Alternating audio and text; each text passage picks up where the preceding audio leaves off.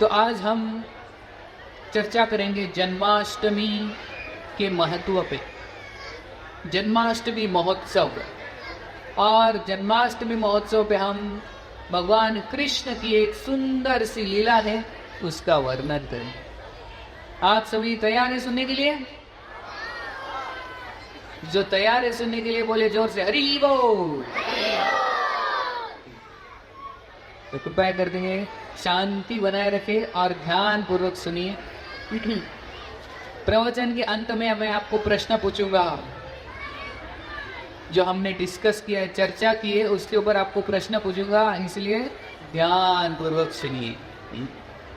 तो आज हम भगवान कृष्ण की एक लीला की चर्चा करेंगे और उस लीला में हम क्या सीख सकते हैं, हमारे जीवन में उससे हम क्या परिवर्तन ला सकते हैं, ये भी हम देखें। तो कृष्ण लीला और उससे 3 शिक्षाएं।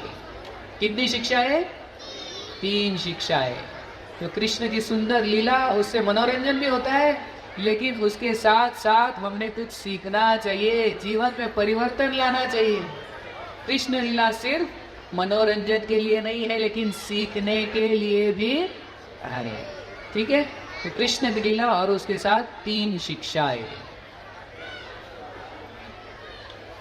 तो ये जन्माष्टमी महामहोत्सव हम क्यों मनाते हैं? क्योंकि आज है भगवान कृष्ण का जन्मदिन, भगवान कृष्ण का बर्थडे। 5000 साल पूर्व भगवान कृष्ण इस पृथ्वी पे अवतरित हुए थे, क्योंकि पृथ्वी पे बहुत भार बढ़ गया था। पृथ्वी पे बहुत सारे असुर बढ़ गए थे। पृथ्वी पे अभक्त, जो भगवान की सेवा नहीं करते, ऐसे लोग बहुत बढ़ गए थे। इसलिए पृथ्वी ने प्रार्थना की भगवान को कि कृपया करके यहाँ पे अवतरित हुए हो और इन असुरों का वध कीजिए। तो भगवान ने अवतरित हुए यहाँ पे कृष्ण के रूप में। और भगवान कृष्ण ने कहाँ पे जन्म लिया? कहाँ पे लिया? जोर से बोलिए। मथुरा। मथुरा में भगवान अवतरित हुए 5000 साल पहले, इसी दिन पे देवकी और वसुदेव के पुत्र के रूप में। और बाद में भगवान छोटे ही थे, अभी अभी जन्म हुआ था। भगवान ने कहा कि मुझे मथुरा में नहीं रहना है, मुझे लेके जाओ गोकुल, गोकुल महावन। तो तभी वसुदेव उनको अपने हाथ में लेके जाते हैं मथुरा से गोकुल।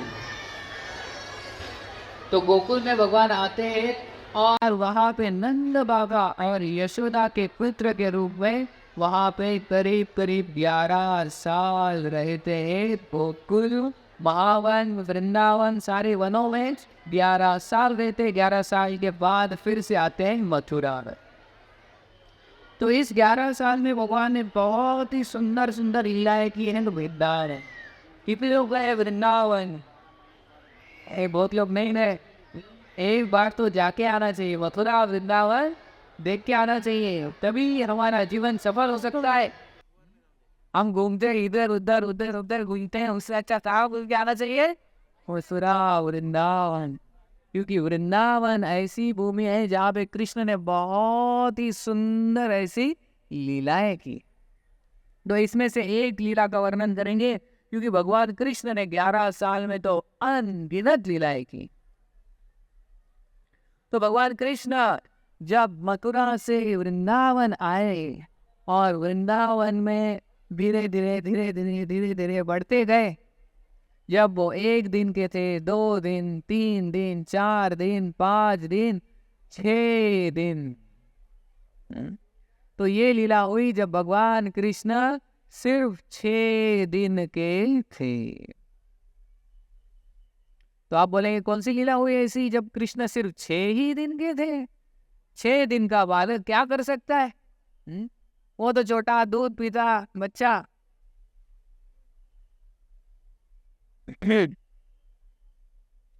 तो ये लीला हुई जब कृष्ण सिर्फ छोटे से बालक थे। कितने दिन के? 6 दिन के। आपको याद आ रहा है जब आप 6 दिन के थे आपने क्या लीला की थी?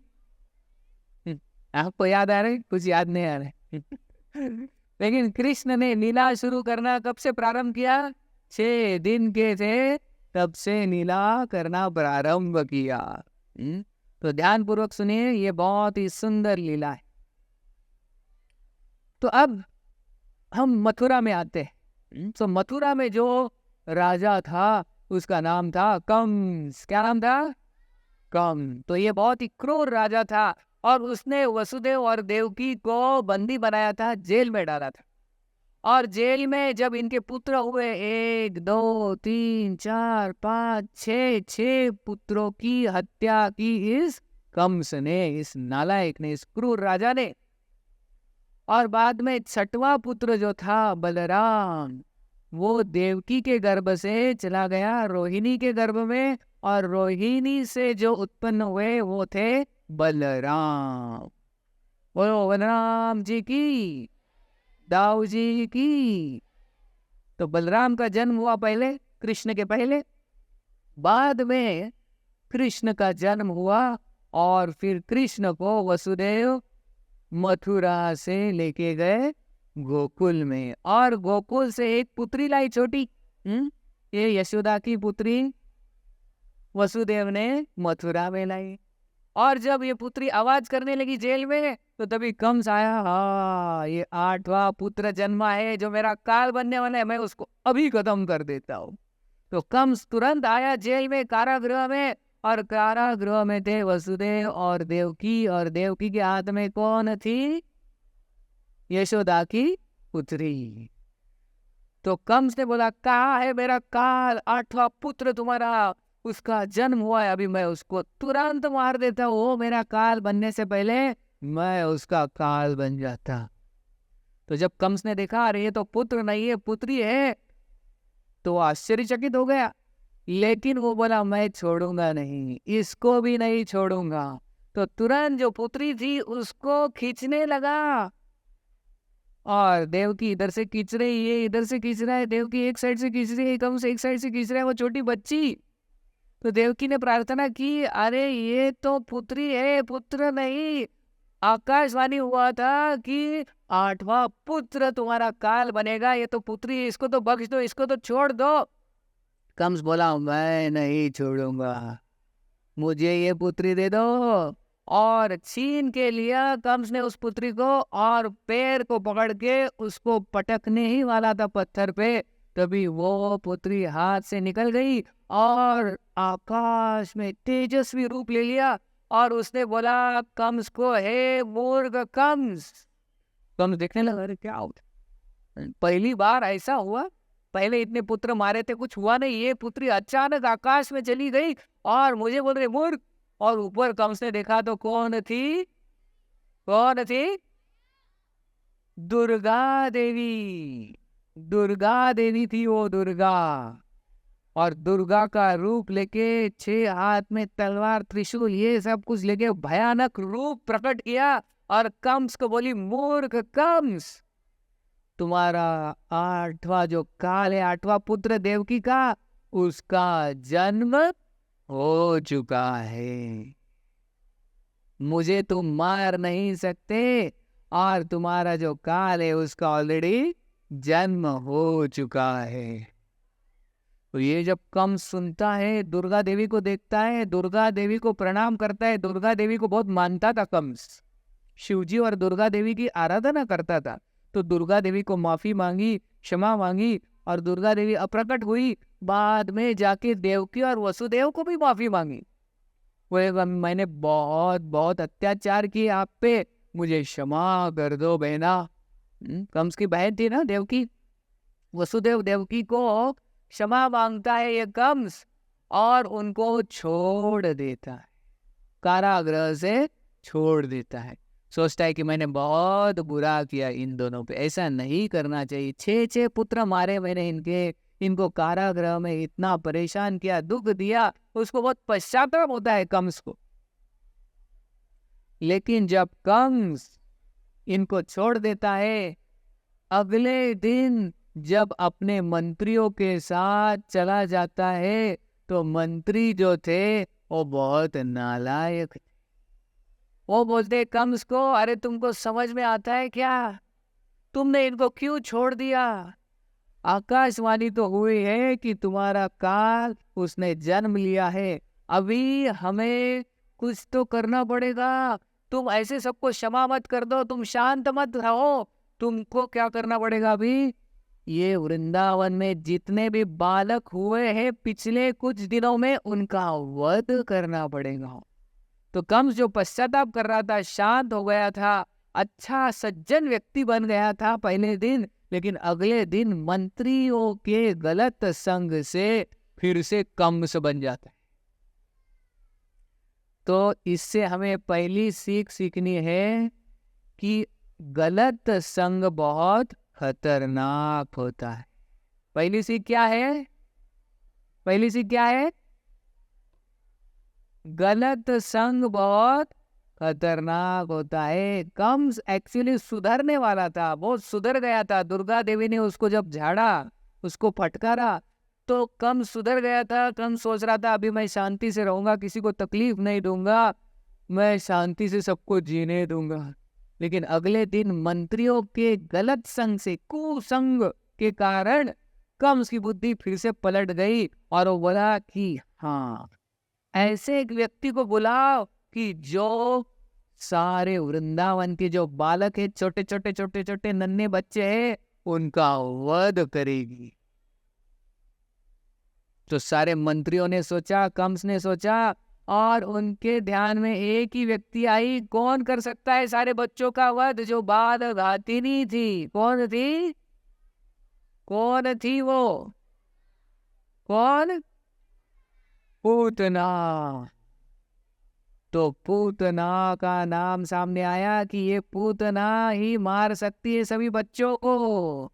इसमें एक स्पेशल पावर है, इसका नाम है बाल घातिनी। ये स्पेशलाइजेशन किया था इसने, किसमें स्पेशलाइजेशन किया था?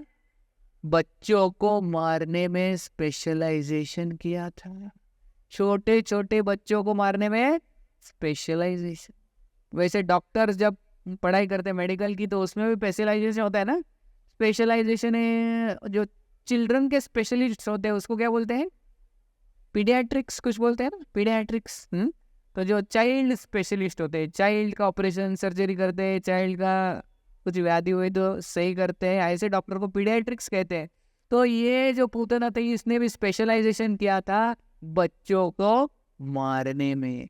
बच्चों का खून पीती थी। इसका फेवरेट आइटम क्या था? बच्चों का खून।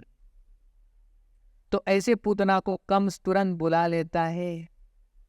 तो कंस जो अच्छा बन गया था, तुरंत उसकी बुद्धि पलट गई। किसके कारण? गलत संग। तो सबसे पहली सीख क्या है? गलत संग बहुत खतरनाक है। गलत संग से दूर रहो, भक्तों का संग करो, सत्य संग करो। जैसे आप यहाँ पे आए हो सत्य संग के लिए। तो जब मंदिर आते हो, भगवान का दर्शन करते हो, भक्तों के साथ रहते हो, तो कितना अच्छा लगता है, अच्छे विचार आते हैं। और गलत लोगों का संग करते हैं तो बुरे विचार आते हैं, क्रूर विचार आते हैं। और आज हम देखते हैं समाज में बाहर क्या चल रहा है, कितने बुरे बुरे काम लोग कर रहे हैं, बताने की जरूरत नहीं है। हर रोज न्यूज में क्या आता है? रेप, किसी का मर्डर, ये वो, कितना क्राइम्स बढ़ रहे हैं न्यूज में। हर रोज कुछ ना कुछ क्राइम हर रोज होता है क्या नहीं?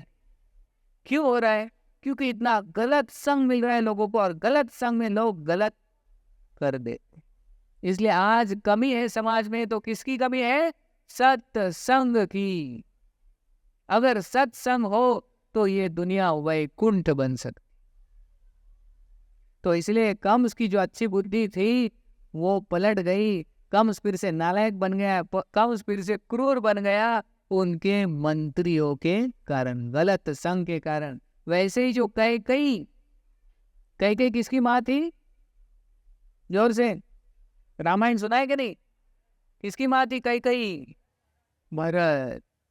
तो कैकई बहुत अच्छी स्त्री थी और भरत से ज्यादा प्रभु रामचंद्र पे प्रेम करती थी। लेकिन फिर से कैकई ने गलत संग किया। किसका गलत संग किया कैकई ने? किसका? मंथरा। तो मंथरा का संग किया, कुसंग, गलत संग, बैड एसोसिएशन। सत्संग नहीं किया। क्या किया?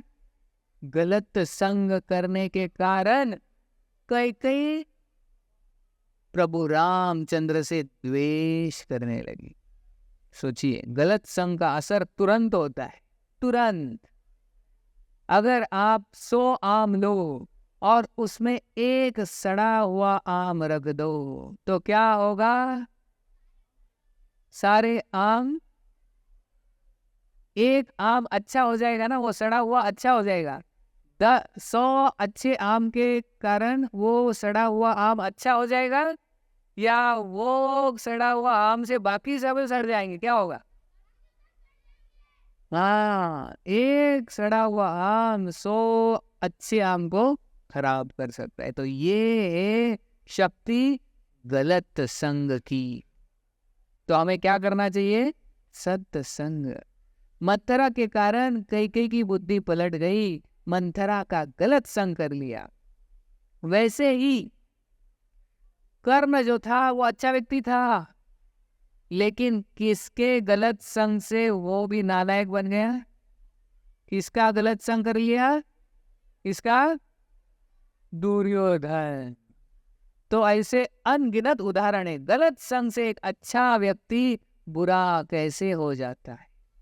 तो ये कंस जो था, दुर्गा देवी ने उसको अच्छा उपदेश दिया था, वो अच्छा हो गया था, लेकिन अगले दिन मंत्रियों की मंत्रणा के कारण वो फिर से पलट गया और पूतना को बुलाया और बोला कि सारे वृंदावन में जितने भी छोटे छोटे बालक हैं उनका जाके वध कर दो, खून पियो। तो मंत्रा तो उसको वो अच्छा ही लगता था। पूतना, पूतना को बोला, मंत्रा नहीं, पूतना। तो पूतना को बुला लिया कंस ने, पूतना को भेज दिया। उसका नाम था एक था खेचरी। खेचरी यानी जो हवा में उड़ सकती थी, उसके पास ये सिद्धि थी जिससे वो हवा में उड़ सकती थी। तो कंस ने उसको बुला लिया और बोला कि तुम्हारा मिशन क्या है? वृंदावन में जो भी छोटे छोटे शिशु है 5, 6, 10 दिन के, उनका वध कर दो। तो पूतना बहुत खुश हो गई। हाँ, मुझे तो वो अच्छा ही लगता है, बच्चों का खून पीना मुझे बहुत अच्छा लगता है। तो धन्यवाद कंस, मुझे ये मिशन देने के लिए, मैं तुरंत जाती हूँ।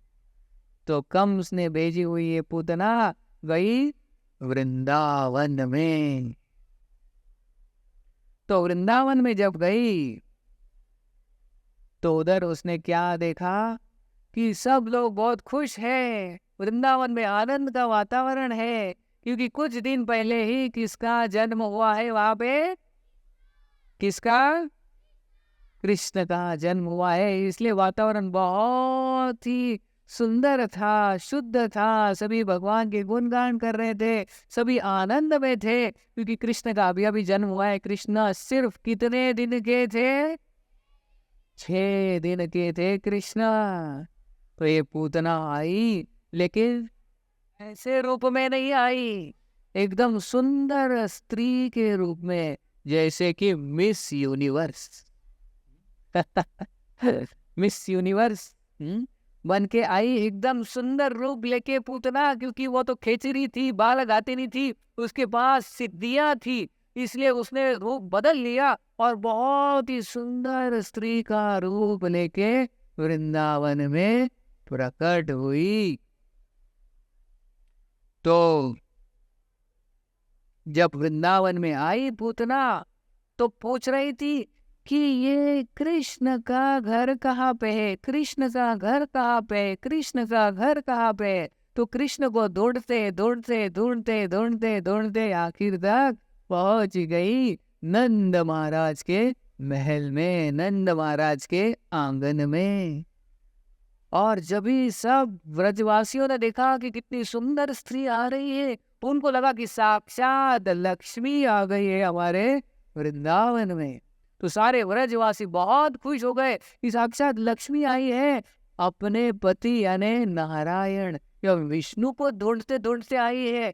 तो किसी ने उसको रोका नहीं, टोका नहीं, पूछा नहीं, अरे तुम कहाँ से आ रहे हो, इधर वृंदावन में क्या कर रही हो, आपका क्या काम है, किसी ने कुछ नहीं पूछा, क्योंकि इतने सुंदर रूप में आई थी। तो जैसे ही आई पूतना और कृष्ण के महल में आई, यशोदा और रोहिणी ने भी देखा कि कितनी सुंदर स्त्री है, शायद ये लक्ष्मी ही है। लक्ष्मी आई है कहाँ से? कहाँ से आती है लक्ष्मी? कहाँ पे उनका धाम, कहाँ पे? लक्ष्मी नारायण कहाँ पे रहते हैं? हाँ, वैकुंठ। वैकुंठ धाम से साक्षात लक्ष्मी आई है, ऐसा यशोदा ने और रोहिणी ने सोचा, और उसको बिंदास एंट्री दे दिया महल के अंदर। तो पूतना चली गई डायरेक्ट महल के अंदर, किसी ने कुछ रोका नहीं, टोका नहीं, कुछ पूछा नहीं। और पूतना ने देखा कि बालक श्री कृष्ण छोटा सा नन्हा सा, कितने दिनों का? 6 दिन का बालक सोया है, सुंदर लग रहा है। भगवान का कलर कौन सा है? कौन से कलर के है भगवान? श्याम वर्ण के।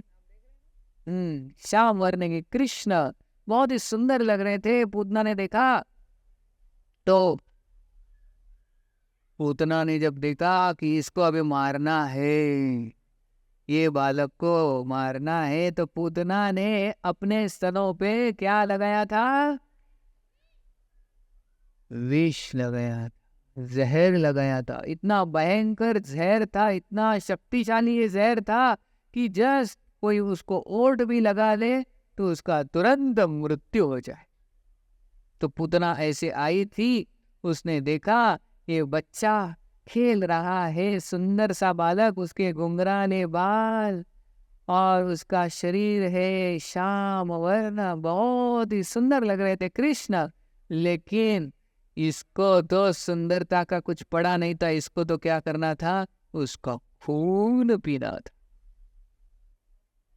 तो जब पूतना ने देखा ये बालक को, भगवान कृष्ण ने जब इसको देखा, इसने उसको देखा, भगवान ने पूतना को देखा, पूतना ने भगवान को देखा, तब भगवान ने तुरंत आंखें बंद कर ली। ऐसे आप आंखें बंद मत करना। भगवान ने आंखें बंद कर ली। अभी आप पूछोगे भगवान ने आंखें बंद क्यों की? पूतना को देखने के बाद आंखें क्यों बंद कर ली? तो भगवान ने आंखें क्यों बंद की जब पूतना को देखा? तो सबसे पहला कारण है कि भगवान ने सोचा, मैं इधर असुरों का विनाश करने आया हूँ, असुरों का वध करने आया हूँ, और पहला ही असुर एक स्त्री है। तो भगवान को अच्छा नहीं लगा कि स्त्री को मारना पड़ेगा। अभी पिछले जन्म में जब भगवान ने सोचा मैं राम के रूप में आया था, तभी पहला असुर था, वो भी स्त्री ही थी। कौन थी? कौन थी पहली स्त्री जो आई थी भगवान के सामने? राक्षस ताटका। ताटका आई, तो भगवान ने उसका वध किया। तो इस जन्म में कृष्ण के रूप में आया हूं मैं, अभी इस जन्म में भी मुझे फिर से एक स्त्री का वध करना पड़ेगा। तो भगवान को अच्छा नहीं लगा। भगवान ने सोचा ओ, तो भगवान ने इसीलिए आंखें बंद कर ली। और दूसरा कारण ये था कि भगवान ने सोचा कि ये पूतना मुझे मारने आई है, ये बाल गातिनी है, ये असुर है, एक राक्षस है, लेकिन इसने कुछ अच्छा कर्म किया होगा पिछले पिछले पिछले जन्मों में, मुझे देखने तो आंख बंद करके भगवान रिकॉर्ड देख रहे थे पूतना का कि पूतना ने कुछ सत्कर्म किया है या नहीं। तो इसलिए आंख भगवान ने थोड़ी देर के लिए बंद कर दी। तो फिर और एक तीसरा कारण था कि भगवान ने देखा कि अभी इसको मारना है, जब ये मेरे आंखों में देखेगी तो इसको क्या याद आएगा? ये तो मेरा काल बनने वाला है, तो इसलिए डर के भाग जाएगी, इसलिए भगवान ने आंखें बंद कर ली। ऐसे बहुत कारण है, इसके कारण भगवान ने आंखें बंद कर ली।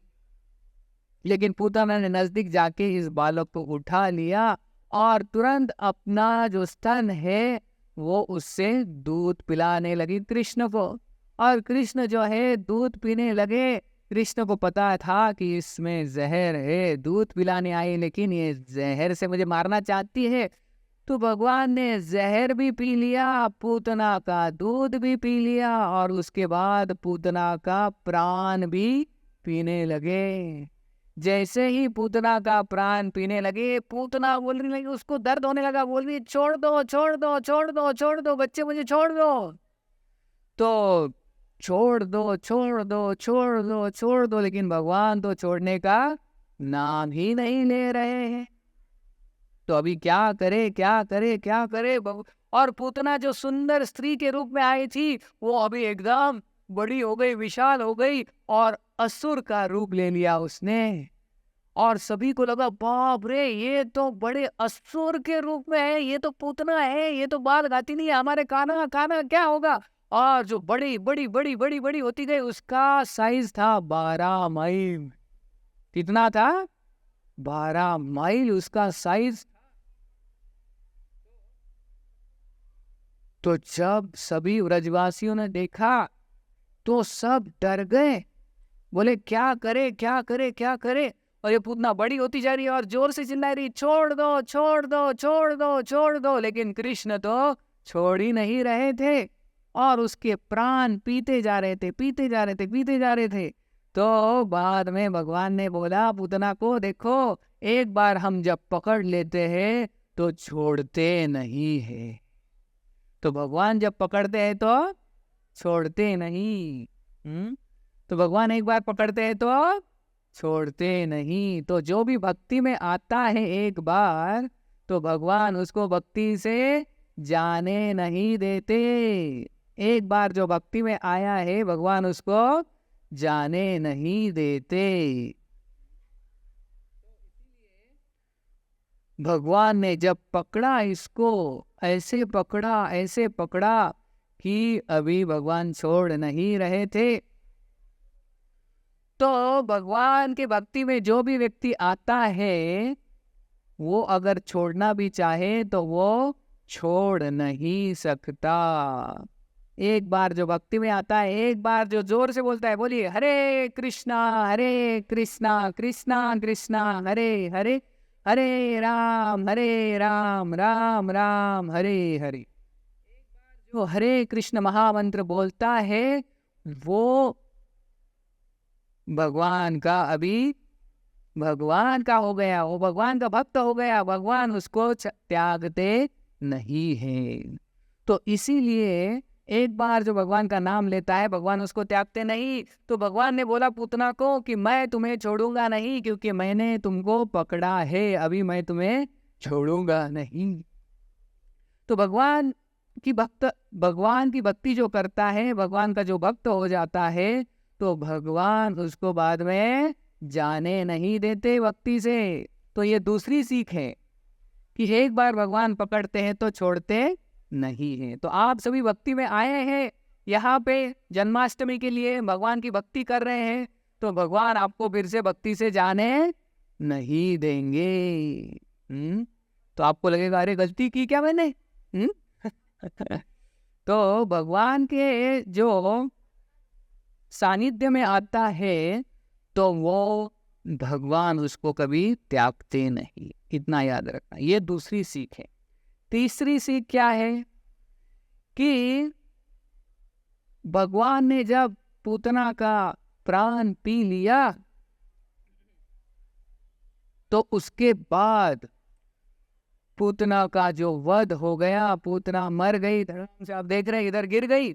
उसका शरीर 12 मील इतना लंबा था, इतना विशाल था, वो धड़ाम से गिर गई और उसका मृत्यु हो गया और उसके जो प्राण थे वो निकल गए। बोलो श्री कृष्ण भगवान की।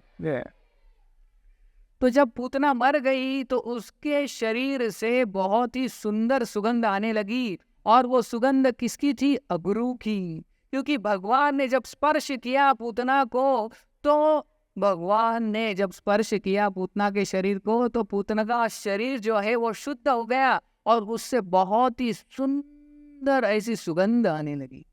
तो भगवान के स्पर्श से जीवन मंगलमय हो जाता है। ये तीसरी सीख। तो जब भी भगवान के टच में हम आते हैं, भगवान के सानिध्य में हम आते हैं, तो क्या हो जाता है? हमारा जीवन मंगलमय हो जाता है। हमारा जीवन कैसे होता है? मंगलमय हो जाता है। तो भगवान की जो भक्ति करता है, भगवान की सेवा करता है, भगवान का जो नाम लेता है, हरे कृष्णा कृष्णा कृष्णा हरे हरे, हरे राम राम राम हरे हरे, ऐसा जो व्यक्ति है भगवान के टच में आता है, भगवान के सानिध्य में आता है, तो उसका जीवन बदल जाता है, उसका जीवन मंगलमय हो जाता है। ये तीसरी सीख है। भगवान के सानिध्य में जो भी आता है उसका जीवन पूरी तरह से बदल जाता है। वो दुख से वो सुखी हो जाता है, आनंदी हो जाता है। तो कितने लोगों को लगा कि जब हम मंदिर आते हैं, भगवान का दर्शन करते हैं, भगवान का नाम लेते हैं, तो उसमें बहुत आनंद आता है। सबको लगता है? तो यही है भगवान का मैजिक, भगवान की जादू। जो भी भगवान के स्पर्श में आता है, भगवान के टच में आता है, वो आनंदी बन जाता है। तो ये पूतना का वध हुआ, भगवान ने पूतना को मार दिया, लेकिन पूतना को अपने माँ की गति दे दी। अहो बकीयं स्तनकालकूटं जिघांसया अपायदाप्य साधवी लेभे गतिं धात्री उचितं ततोऽन्यं कं वा दयालुं शरणं व्रजेमा। तो भगवान ने पूतना को किसकी गति दे दी? अपनी माँ की गति दे दी। तो भगवान कितने कृपालु है। देखिए कि जो व्यक्ति मारने आई थी उसको अपनी माँ की गति दे दी। तो पूतना का वध हुआ, लेकिन भगवान ने उसका उद्धार कर दिया। तो सबसे पहले सीख हमने क्या देखी? पहली सीख क्या थी? सबसे पहली सीख क्या थी? गलत संग। गलत संग बहुत ही खतरनाक है, गलत संग से दूर रहना चाहिए। दूसरी सीख क्या थी? दूसरी सीख क्या है? क्या है? भगवान है एक बार जिसको पकड़ लेते हैं उसको छोड़ते नहीं। भगवान बोलते हैं कि मुझे पकड़ना पता है, छोड़ना नहीं आता। तो जो भी भक्ति में आ जाता है तो भगवान उसका हमेशा रक्षण करते, उसको कभी त्यागते नहीं है। और तीसरी सीख क्या देखी? तीसरा क्या है? सब क्या है? भगवान के सानिध्य में जो भी आता है उसका जीवन मंगलमय हो जाता है। जैसे पूतना को टच किया, स्पर्श किया भगवान ने, तो पूतना का शरीर एकदम सुगंधी बन गया, उसके शरीर से अगरू का सुगंध आने लगा। तो भगवान से जिसके भी जीवन में स्पर्श होता है उसका जीवन बदल जाता है, उसका जीवन आनंदमय हो जाता है। तो कितने लोगों को जीवन आनंदी करना है? सबको आनंदी रहना है, तो भगवान के सानिध्य में रहना पड़ेगा। तो इस पूतना वध के लीला से हम 3 सीख सीखे। तो आपसे यही निवेदन है कि भगवान के सानिध्य में आइए, और उसके लिए सबसे बेस्ट उपाय कौन सा है? भगवान के नामों का जप। सभी जोर से बोलिए, हरे कृष्णा कृष्णा कृष्णा हरे हरे, हरे राम राम राम हरे हरे। तो यहाँ पे हमारा मंदिर है, यहाँ पे रेगुलरली आप आ सकते हैं। आज तो जन्माष्टमी है, साल में सिर्फ एक बार नहीं आता है, लेकिन हर रोज आके भगवान का दर्शन करना है, भक्तों के साथ सत्संग करना है, और हरे कृष्णा का नाम का जप करना है, भगवत गीता पढ़ना है। तो जितना हम भगवान के संपर्क में आएंगे उतना हमारा जीवन मंगलमय बनते जाएगा, शुद्ध बनते जाएगा, उतना ही आनंदी बनते जाएगा ये हमारा जीवन। तो इसलिए आपसे सभी से निवेदन है कि यहाँ पे आते जाइए और भक्तों का सत्संग कीजिए और आपका जीवन आनंदी और सुख और शांति से भर दीजिए। तो बहुत बहुत धन्यवाद। हरे कृष्णा। शील प्रभुपाद की जय। जन्माष्टमी महामहोत्सव की जय। गौर प्रेमानंदे।